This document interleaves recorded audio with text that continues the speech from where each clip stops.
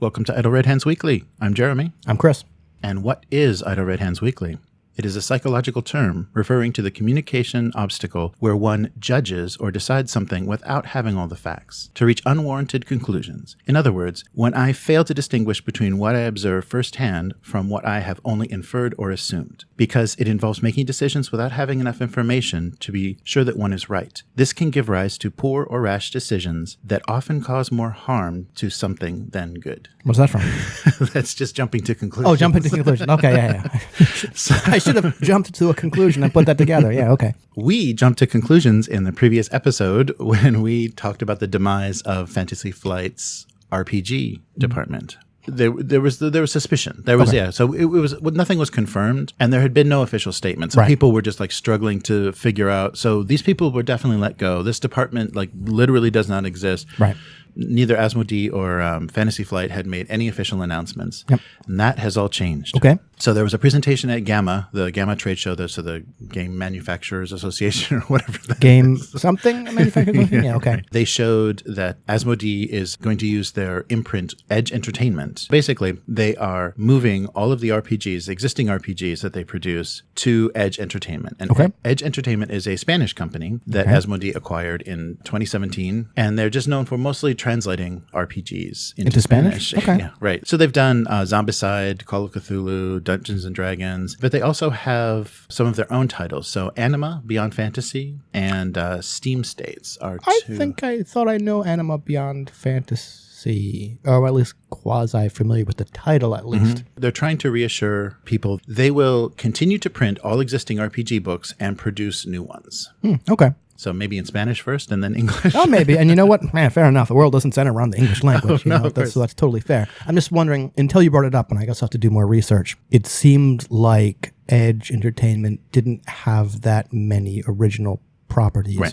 Which, okay, whatever, but I don't know. I'm not a business person, but it seemed kind of odd or maybe not that reassuring to move all the RPGs to an imprint that kind of didn't make its own stuff. Right. I'm not saying you have to do that, but if this Edge Entertainment was kind of only translating stuff. Yeah, if it's more just like translation, localization house, I don't know how reassuring that is for the fans of all of these systems, because they're going to stay in print. These people at Edge are going to be able to lay out and produce new work if there's like already existing manuscripts or things that of stuff that was in production. But as far as the future of any of those titles, I don't know. Things may kind of be just they're still in print limbo for a while until Asmodee decides ultimately the fate. A little bit of reassurance. I think we just, without any information, I think that's what companies need to realize is the pace of information and media needs to be a little bit faster. I know they want to make careful decisions and not scare anybody, but when there's silence, when there's a corporate radio silence, people just assume the worst, and then there's all this speculation. People start digging into the, what's going on with the shareholders reports and things, so it gets a little bit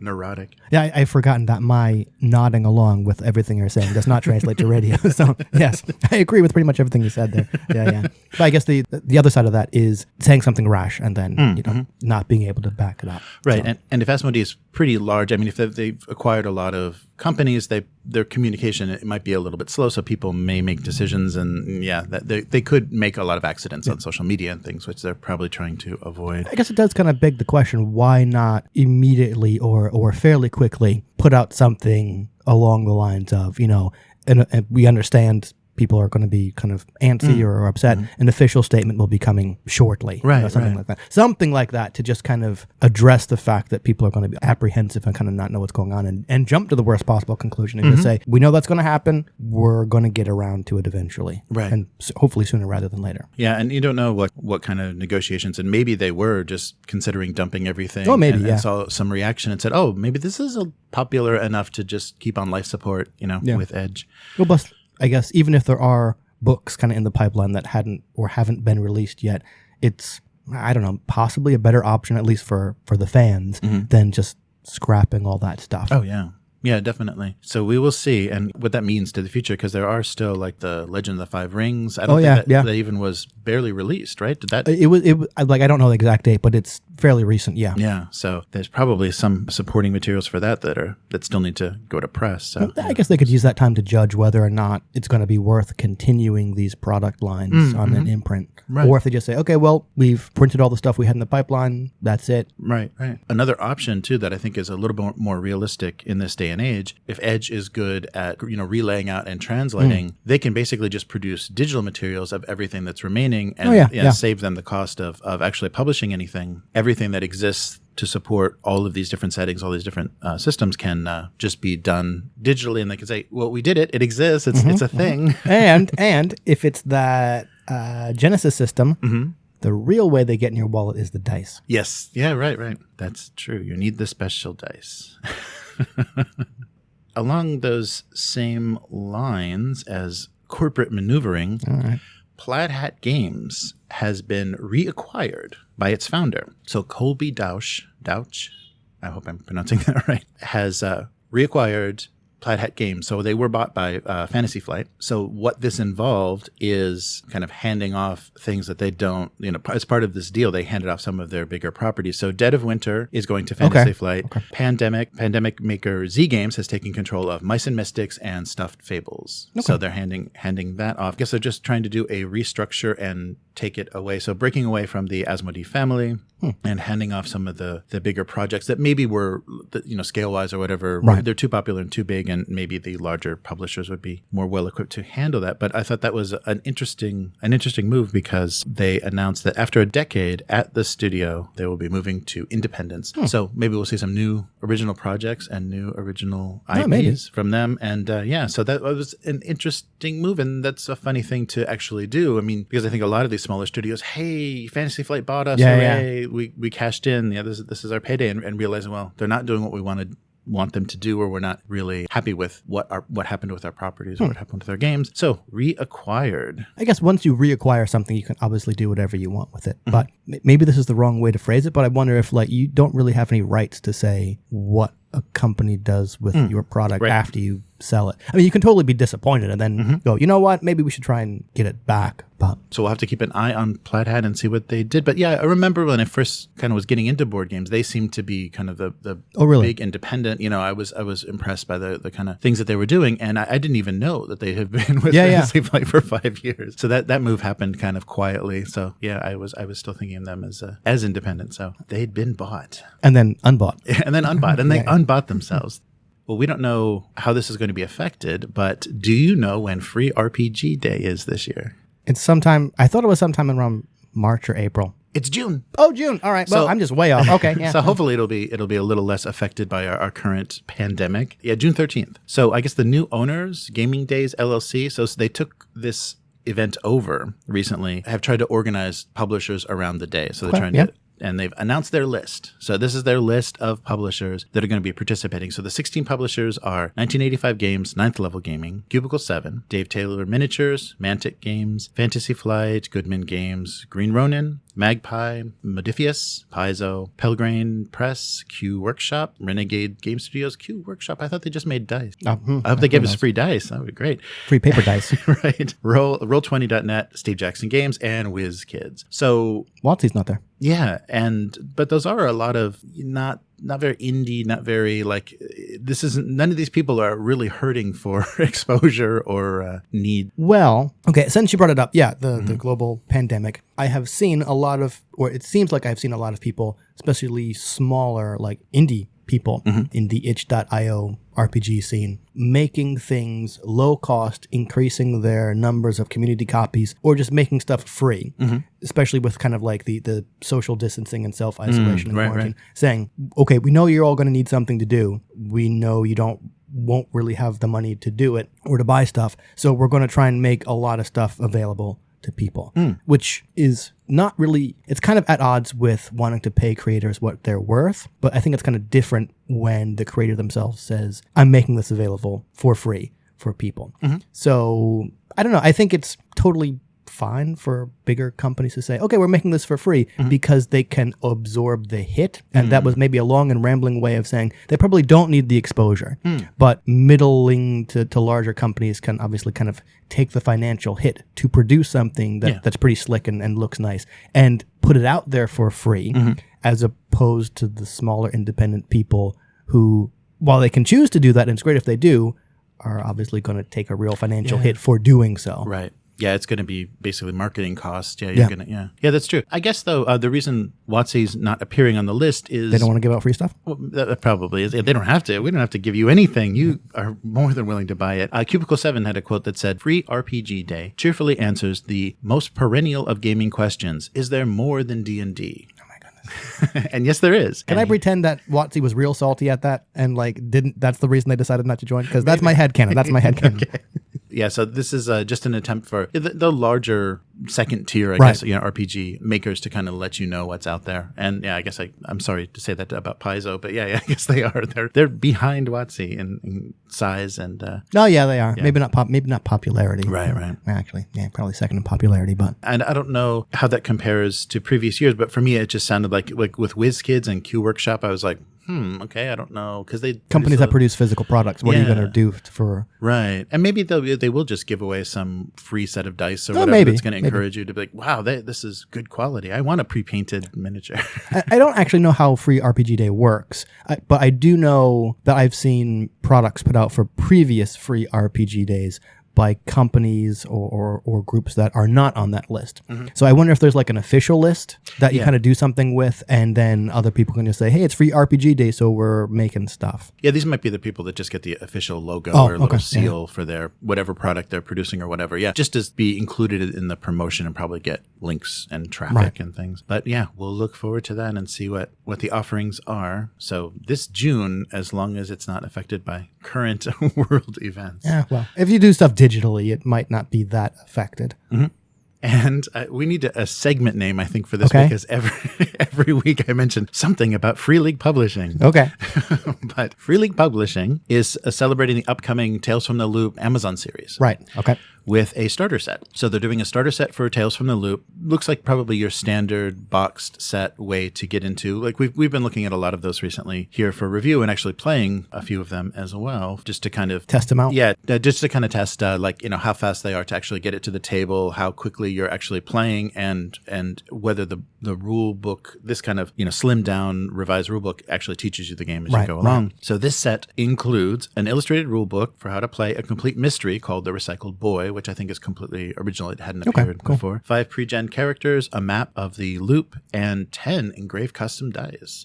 So if it's only $24, it's almost worth it for the price of the dice. Yeah, because the dice are like 12 or so. 10 really? 12. Okay. Yeah. That's pretty good. The game's been around for a while, and they've actually released a sequel. Yeah. Things from the Flood, yeah. Yeah, right. So if people are interested in trying that game out, this might be a good opportunity. And I'm curious to see the Amazon series and, if that is inspirational for actually playing and sets a mood and gives you a good tone, or if it just feels like, oh, this is Swedish Stranger Things, or so we'll have to see. Even just a Swedish Stranger Things might be interesting. You never know. Right. Plus, correct me if I'm wrong, wasn't Tales from the Loop kind of based on someone's 80s that never was kind of sci-fi art? Yes. Yes. Simon Stolenhag. This is inspired by his illustrations of kind of 80s weird and wet. So robots and dinosaurs and flying ships and things that had existed because of a kind of temporal disturbance. So the loop is the event, the secret existing research, which is the same kind of theme that Stranger Things did. Right. They had a secret research base. Well, it's always a secret research base. It was a non-secret research base. Or maybe oh yeah, that stuff. Okay, it's fine. Yeah. So the loop is a particle collider that creates time anomalies and things, so you can get dinosaurs and odd technology and things. And so it was a fun mix of 80s, no cell phones and a little bit more less communication, more low tech and crazy high tech. Right. The mismatch felt a little bit more like X-Files than it did Stranger Things. Yeah, my whole point is if the Amazon series is based more on the artwork than on the game, I wonder if that would make it more or less interesting. Yeah, I hope that the look, he definitely, the style, he chose some bright and sunny days with the kids controlling robots with, glove devices, and then also more brooding, kind of dark, towers in the distance and things. So I think if they kind of hit that tone and basically, use his artwork as kind of previs for how they want some of these scenes to be, and if they're going to be using CG, they have to be using CG to depict a lot of this. Maybe it'll all be practical effects. Who knows?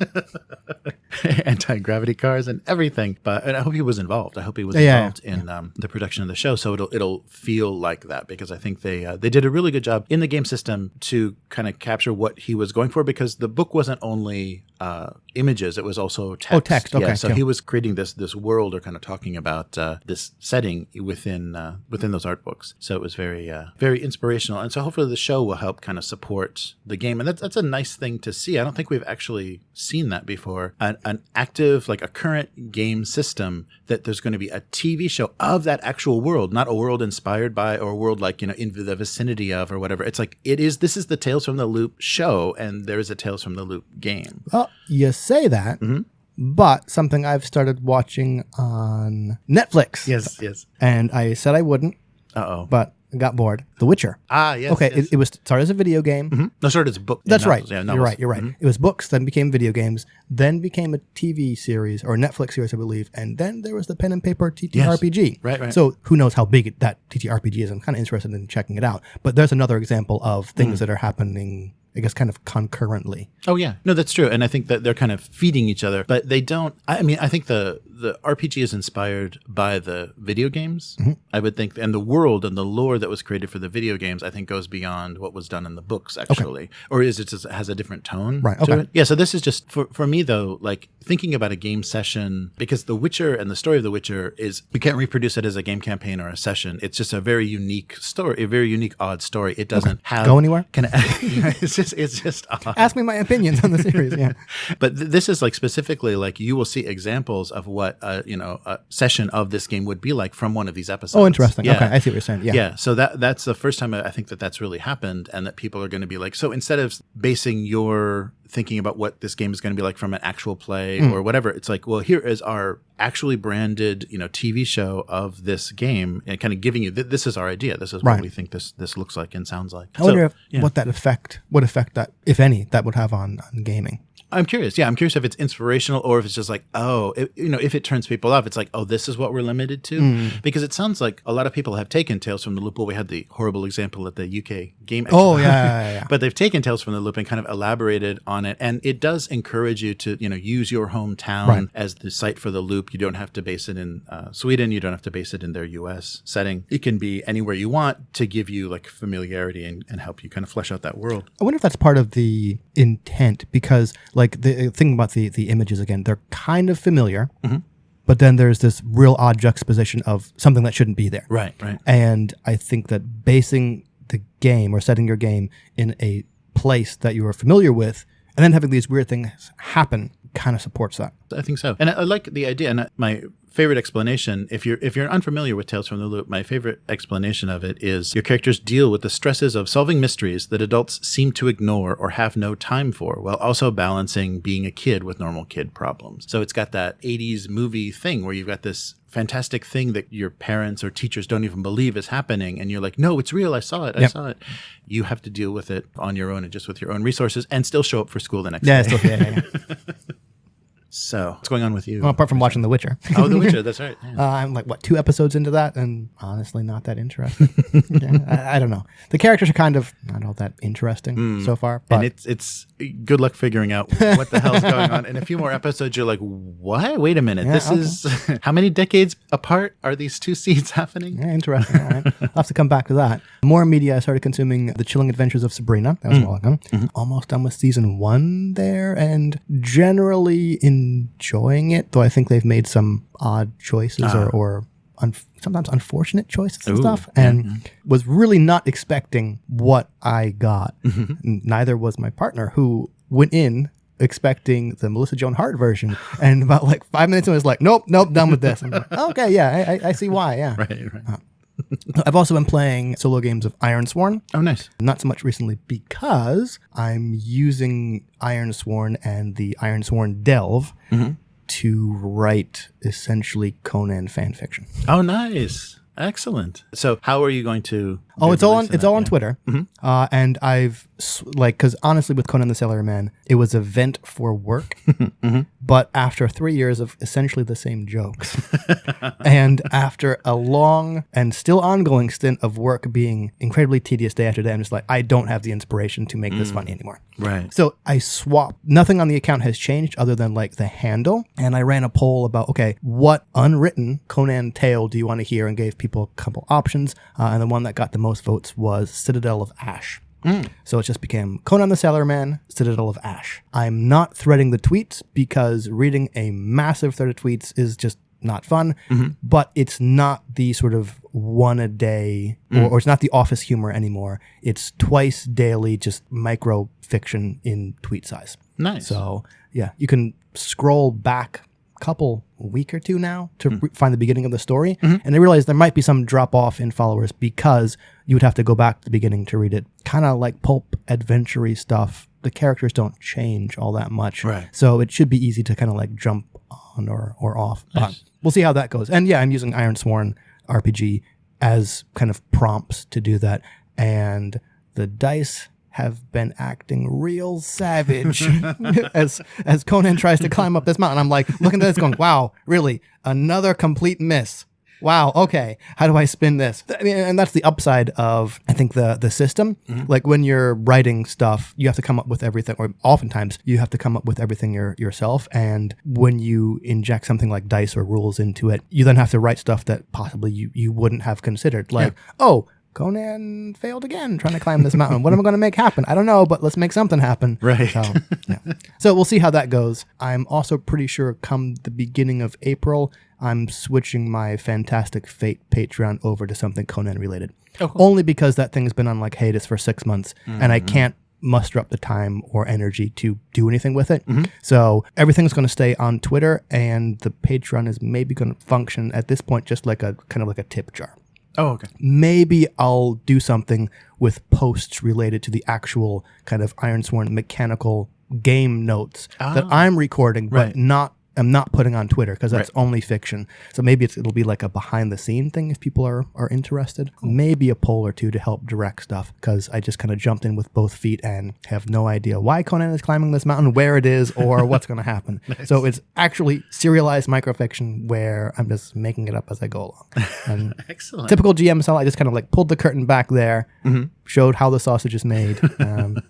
Yeah. Nice. So it's the same account? It's the same account. Yeah, nothing's changed. Account. Yeah. Okay, apart from the content. Yeah. Right. Excellent. Well, we'll put a link to that definitely and have people check that out. And yeah, if they didn't know about Conan the Salaryman, they should go back a few years and take a look because anybody working in an office can definitely appreciate. Yeah. That and Dilbert, who I found out the grade is a horrible MRA, but Dilbert became a lot funnier when I started working in the office, as did the Office Space movie. Oh, right. Yes. Did you pledge Warcaster Neo-Mechanika? I did not, because I do not have time for a miniatures game. Right. However, I sorely contemplated it. Yeah, so this is a Kickstarter that just recently ended, but I wanted to bring it up because I thought that Privateer Press, so this is the new Privateer Press game, and it seems like... the future version. Right, kind of, like the sci-fi version of, it's like what they've been doing with War Machine and Hordes, and they released a statement or had some content on the Kickstarter that really did make me think about what companies, they're not Games Workshop, but they're definitely... second tier? Yeah, definitely competitive and definitely make popular systems and make games that people like to play, and great miniatures, especially once they switch to plastic. Yeah. But they said, we here at Privateer Press are committed to getting the best games possible into the hands of customers. But like retail throughout the world, the landscape of the hobby industry is changing. And one of the issues continually brought to us by players and retailers is the difficulty of obtaining our products. While we still use traditional distribution for our current game lines and future products, Kickstarter provides a tried and proven platform for getting our games directly into the hands of players. So they're changing their whole way of thinking about how they're going to release this system. And basically... Did they say how? Yeah, they're structuring it. They're doing so every Kickstarter basically is 4 months of development of this game. So all of the expansions and things that come out that they would produce in 4 months of production that would go to retail, you're able to pledge for in one Kickstarter. So basically every 4 months, they're going to do a Kickstarter to keep another Warcaster Kickstarter to say, here's the next faction, here's the next level of troops, here's the next part of the system. Maybe I'm not understanding. Is it a Kickstarter to fund the next 4 months of production, Or is it a Kickstarter for people to buy 4 months worth of product that has already been developed? I think it's funding the production. Yeah, I think that, I don't know how I feel about that. Yeah. So they will follow future Kickstarter campaigns to deliver that content that is mapped out. Yeah. So for what I understand, the way that they're presenting this is you are going to pay in advance, basically, and get delivered directly to you from us 4 months of releases of this game. So it's basically like 2.5 factions that they've produced so far for this system. And then in 4 months, there's going to be another. There's going to be another Kickstarter that's going to be the next 4 months. But we've just had serious disruption in production lines and in China manufacturing. So I don't know if this is actually realistic, and I don't know. I wonder if it was realistic prior to the pandemic. Possibly. Oh, it must have been. I mean, yeah. But it kind of seems like they're using Kickstarter as a pre-order service, which I have negative feelings about. And if their whole thing is, okay, we understand it's difficult for consumers to buy our product traditionally from a game shop. Why use Kickstarter? Why not just make like pre-orders on the Privateer Press website to being like, okay, and you could even do the same thing. I think they could easily do pre-orders for the next 4 months of development. And if enough people do it, just say, okay, and it's funded. You now get your stuff directly from us. I wonder why they would be using Kickstarter to do that, especially as Kickstarter is going to take a cut. Yeah. But Kickstarter there must be something there to make this an attractive option for them. And I'm not sure what that is. Yeah, it might just be that they're going to use different distribution for the Kickstarter, or they're going to do something. I don't quite know, because they didn't give us much behind the scenes or kind of like what the actual thinking was, but they're definitely changing, and maybe they're seeing the success of, like, come on, right? Come on, how they're producing so regularly and keeping on a schedule. And Privateer Press is just competing for shelf space, in local hobby shops, maybe feeling frustrated. So releasing this new IP may have seemed like a huge obstacle. It's just that there's no more room in the market for I this. didn't consider that. But if we can get people excited on Kickstarter about this, because they trust our brand, they trust our ability to make good games, and then we're going to be selling directly to them. But I think you're right. Like, using Kickstarter is a little disingenuous. I'll agree with that. But I think you brought up a good point, and maybe that's why they're doing it. Maybe they feel they can't compete for shelf space at sort of like local game stores. And so they see this as a way of not having to deal with that. Just, kind of, hey, Privateer Press, we have a huge Kickstarter and it's going to keep going, which, is kind of disingenuous based on what Kickstarter is supposed to be. And also I feel is kind of hurtful to local retailers because they're just like, we're not even going to ship this stuff to you probably. I mean, unless the retailer's also back for like one of those like retailer things. So I don't know, like I would hope, and they obviously don't have to do this, but I would hope that after a while I would say, okay, this game is big enough where we're going to go back to conventional kind of methods and wean ourselves off Kickstarter. So I'm going to have to go look at this page now, because I knew they were making the game.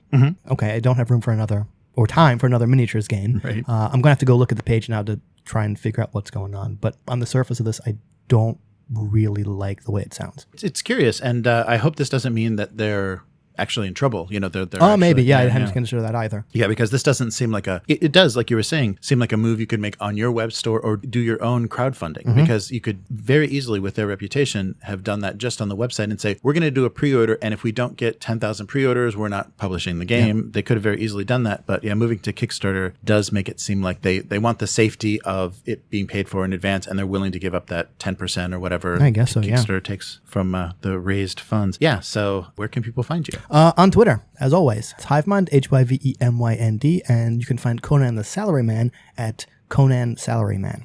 All right. Yeah, and we'll put links for that in the description. And I do a weekly single panel gag cartoon that I do a live stream for, and that's going to happen very soon, actually. Ooh. So if you like to see that on Twitch at Abusecartoons and YouTube as well, Abusecartoons, you follow on Twitter at Abusecartoons. If you'd like to get in touch with Idle Red Hands, idleredhands.com is the website. You can follow Idle Red Hands on Twitter at Idle Red Hands, as well as YouTube and Twitch. If you'd like to get involved in the podcast and let us know what you want to see or what you want to hear about, please consider becoming a patron at patreon.com/idleredhands. So that's it for this week. We'll be back next week. Later, mortals. Bye.